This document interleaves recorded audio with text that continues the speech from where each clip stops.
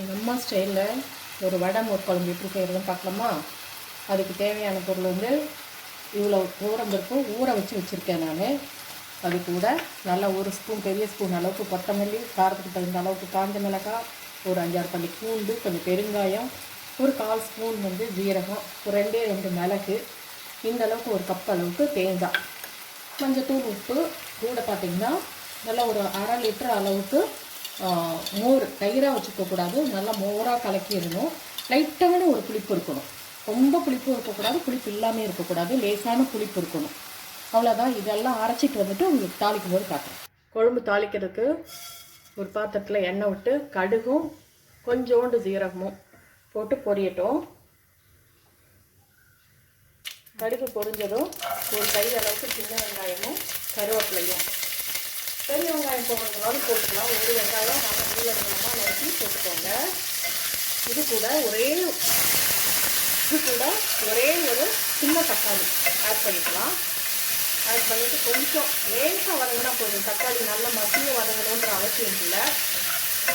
லேசாக தக்காளி வதங்கின உடனே, ஏன்னா தக்காளி வந்து குழம்புல அங்கங்கே தெரியற மாதிரி இருக்கணும், ரொம்ப கடைஞ்சி வரக்கூடாது. இதில் நான் உங்கள்கிட்ட காமிச்சேன் இல்லையா, அது எல்லாத்தையும் அரைச்சிருக்கேன், நைஸாக அரைச்சிருக்கேன். இதை ஊற்றிடுவோம். இதுக்கு நல்ல தண்ணி ஊற்றிக்கணுங்க, நல்ல பருப்பு இருக்கு இல்லையா, அதனால் நல்ல திக்காகும். இதுக்கு நல்ல தண்ணி ஊற்றணும். தூளும் சேர்த்து நல்லா கொதிக்க விடணும். நல்லா கொதிச்சதுக்கு அப்புறம்தான் அடுப்பை சிம் பண்ணிவிட்டு நம்ம வந்து கலக்கி வச்சுருக்கிற மோரை ஆட் பண்ணணும். பாருங்க, நல்லா தண்ணி சேர்த்துட்டேன். இது கூட மஞ்சள் தூள், அதுக்கு தேவையான அளவுக்கு உப்பு, மோருக்கும் சேர்த்தே நான் போடுறேன் இப்போ. அவ்வளோதான். இது நல்லா கொதிக்கட்டும், பொங்கி வரும். அதனால் எப்பயுமே பாத்திரம் வந்து கொஞ்சம் பெருசாக வச்சுக்கோங்க. நல்லா கொதிக்கட்டும். குழம்பு பாருங்கள், நல்லா தலைன்னு கொதிக்குது இல்லையா. இப்போது அடுப்பை நல்லா சுத்தமாக இறக்கி வச்சுட்டு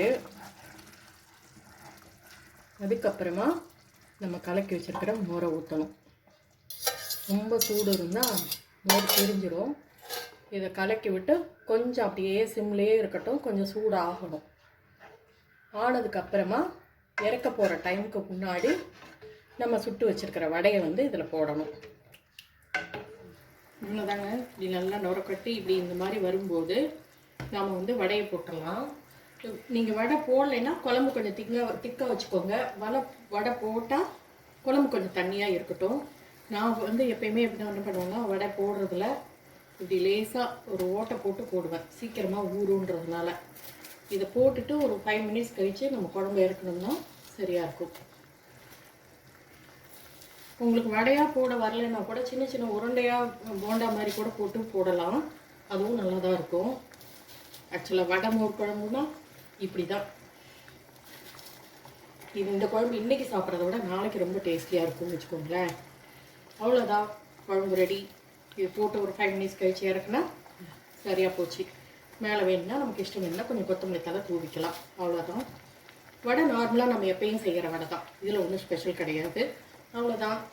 இந்த வீடியோ உங்களுக்கு பிடிச்சிருந்துச்சுன்னா லைக் பண்ணுங்கள், ஷேர் பண்ணுங்கள், கமெண்ட் பண்ணுங்கள். புதுசாக பார்க்குறீங்கன்னா சப்ஸ்கிரைப் பண்ணிக்கோங்க. தேங்க்ஸ் ஃபார் வாட்சிங். பாய்.